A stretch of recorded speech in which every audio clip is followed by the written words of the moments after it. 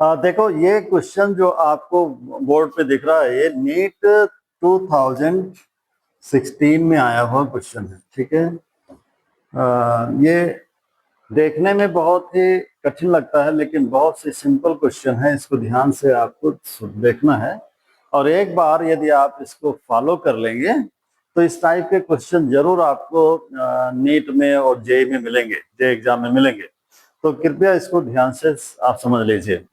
है क्या कि suppose element x and y, ठीक है, forms compound XY2 and compound X3Y2 when 0.1 mole of XY2 weigh 10 gram and 0.05 mole of X3Y2 weigh 9 gram, what is the mass of x and y? x और y का मास क्या होगा ये पूछ रहा है।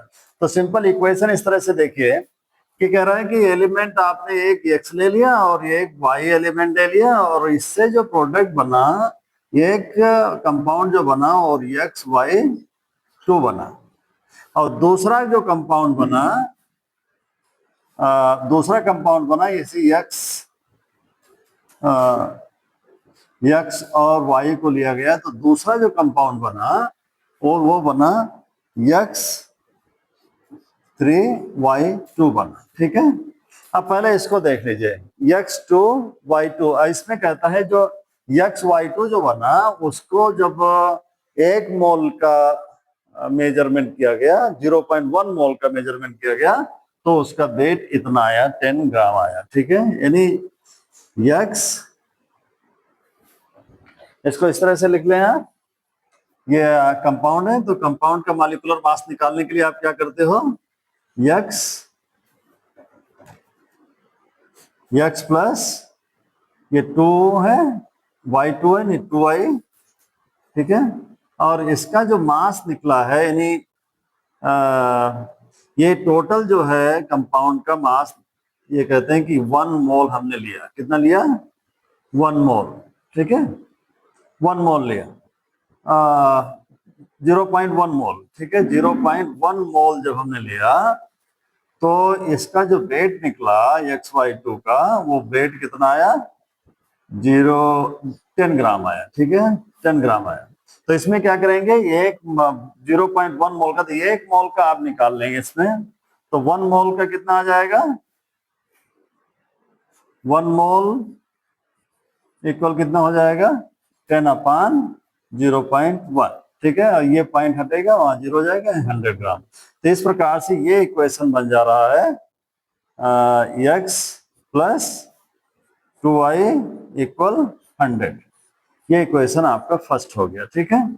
अब इसी प्रकार से इसमें आप देख लीजिए, इसमें कह रहे हैं कि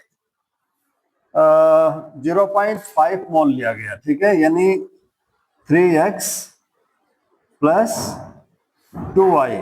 इसको कंफ्यूजन ना हो तो इसको कैपिटल में ही रखिए आप, 3x और 2y लिया गया और 2y का जो ये वेट लिया गया, इसमें से कहते थे कि ये जो वेट लिया गया वो था कि मास कितना लिया गया, 0.05 मोल लिया गया। और इस मोल को जब लिया गया तो इसको जब वे किया गया, वजन किया गया तो 9 ग्राम निकला, ठीक है। तो यहाँ पर आप लिख दें 9, ठीक है, 9 ग्राम, ठीक है। तो 1 मोल का इसमें भी निकाल लो, 1 मोल, 1 मोल इक्वल 9/0.05, ये पॉइंट हटेगा, 2 जीरो को बढ़ जाएंगे, 5 से डिवाइड कर दीजिए तो 180 हो जाएगा, 180 ग्राम आ गया। अब आपने देख लिया, इसका अगर इक्वेशन रूप में लिखें तो इस प्रकार से हो जाएगा, 3x प्लस 2y इक्वल 180 आ गया, इक्वेशन 2 बन गया, ठीक है। अब इक्वेशन 1 और इक्वेशन 2 को आप क्या कर लें, सॉल्व कर लें, इक्वेशन 1 और इक्वेशन 2 को, ठीक है। नाउ सॉल्व इक्वेशन 1 एंड 2, ठीक है, 1 एंड 2। तो 1 एंड 2 को सॉल्व करने के लिए एक साथ लिख लो आप, x प्लस 2y इक्वल 100 लिखा, और दूसरा इक्वेशन आपका है 3x और 3x प्लस 2y इक्वल कितना है 180।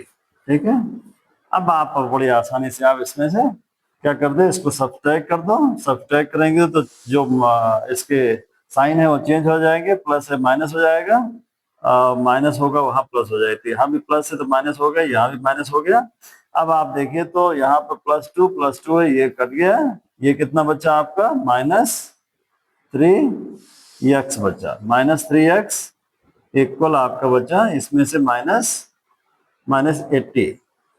इस माइनस से माइनस काट दीजिए तो x की वैल्यू कितनी आ जाएगी, यानी 3x इक्वल कितना आ गया, ये 80 आ गया, तो x इक्वल कितना आ जाएगा, यहाँ पर 2 आएगा। सॉरी, इसमें देखा जाए तो 3x में से 1 घटेगा तो कितना बचेगा, माइनस हो जाएगा 2x, यानी 2x इक्वल कितना आया 80 के, तो x इक्वल 80/2, तो ये 40 हो गया।